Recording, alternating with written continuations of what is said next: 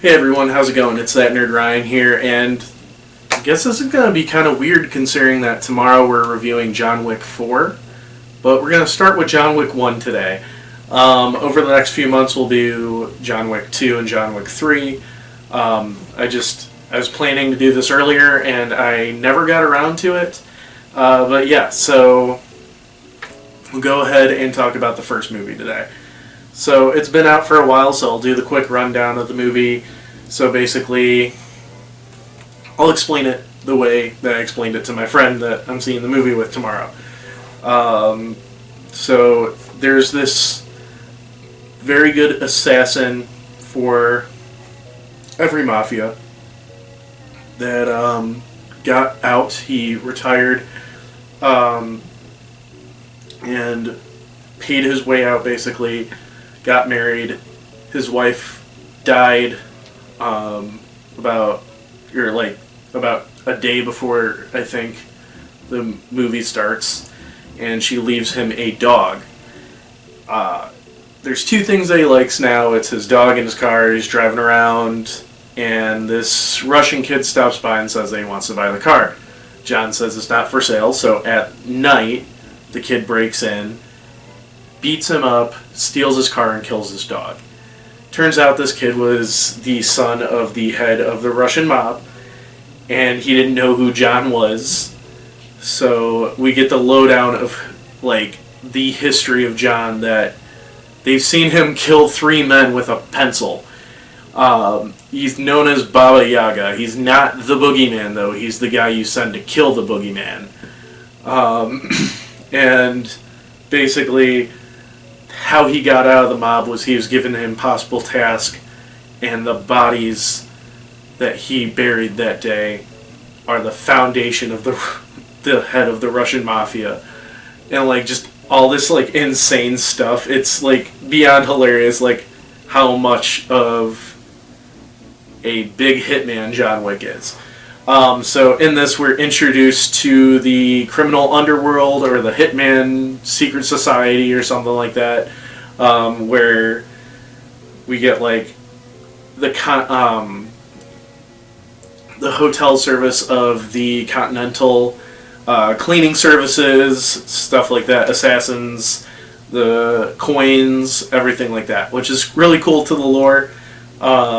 We also have the Russian mob coming after John to try to stop him from killing the son.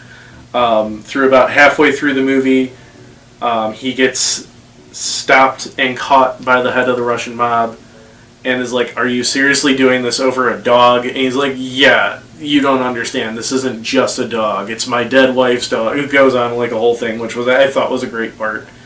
We also get introduced to his friend earlier in the movie, of William Dafoe being his friend, who actually helps him out while he's got the price on his head. And after John breaks out, he helps John break out of custody of the Russian mob, and John goes and asks where the son is, and he goes and kills the son, but then the head of the Russian mob kills William Dafoe. So John then goes after the head of the Russian mob. They do a fist/knife fight. He also takes out all of his men. One being the Mr. Mayhem for Allstate, which I always think is funny every time I watch this movie that he's in here, because it's perfect for the role. But yeah, and then John beats him. Leaves him to die, gets a new dog, and the end. So, I really like this movie a lot. I think this is the third time I've seen this movie. I was rewatching it for this. I think I'd only seen the second movie once, so I'm excited to review that for you guys, because I barely remember what happens in it. Yeah, he's just... this is just a really cool, fun, and I think funny movie. Why I think this movie is very funny is because everything's over the top. It's just hilarity. This entire series is just way over the top and overdone. in a good way, not in a bad way, but it's just over the top and overdone, which makes it funny as can be. This movie, not so much. I mean, the biggest names you have in it are Keanu Reeves and William Dafoe, arguably, obviously, but like recognizable people at the time, those two. Then come into the second and third one, you get like these big names where it's almost turning into like an Expendables thing, of like we get these really big name people playing like goofy assassin characters, and it's just it gets goofy. It's just like I don't know how to describe the series other than goofy. I mean, literally the whole crux of this entire 4-movie series is because somebody killed a dog, which I just find hilarious. I mean, I love dogs, don't get me wrong, but like the fact that like this all happened because somebody killed a dog. And then like the gunfights are just over the top and like almost like dance scenes. I mean, one of my favorite scenes in this movie is the rave scene that flows with the gunfight. And I think one of my favorite parts of that is when he's like fighting the guy, realizes he's run out, and the guy literally just sits there like this and lets him reload, and he reloads and finishes the guy off. And I know they do that again in the third one in a lot funnier way. But yeah, I mean, these fights are just hilarious just due to them being like way over the top and very well done. I mean, yes, they're very well done fight scenes. And I think that's what makes them funny too, is that like the attention to detail and everything in the fight just breaks the mundanity of like Steven Seagal movies or like the Taken series or something like that.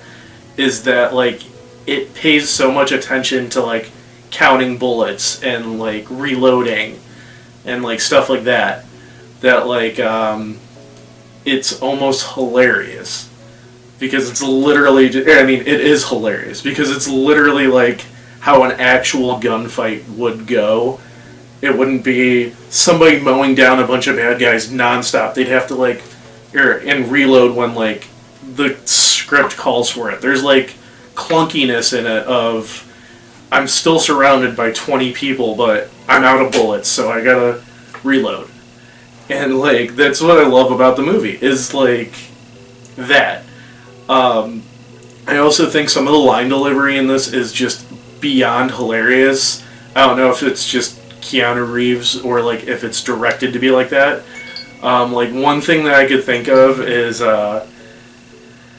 there's like a part where he is ordering the cleanup service and he literally like just killed like 12 people, and then he walks up and he's like, "Yeah, I'd like to order takeout for 12.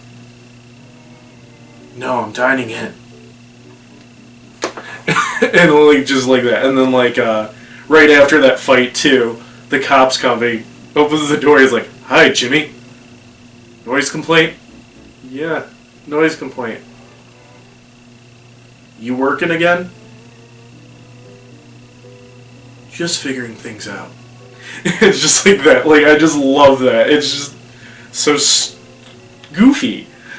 But yeah, so definitely giving this movie a 10 out of 10. I hope you guys enjoyed the video. John Wick 4 reviews coming out tomorrow. I know it's going to be a weird order. I apologize. But yeah, so make sure you guys stay tuned for that tomorrow. And have an amazing day.